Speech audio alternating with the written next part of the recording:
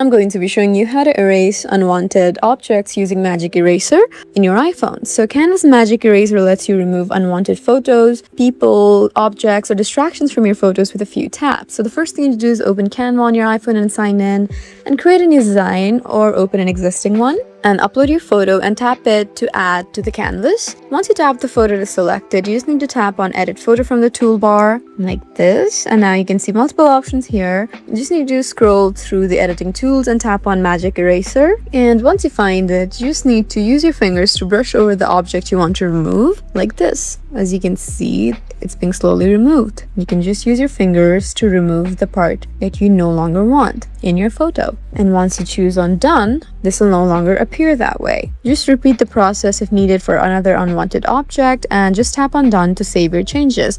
So there you go. I hope this video was helpful for you. Please leave us a like and drop us a comment down below, and we'll see you again in our next video.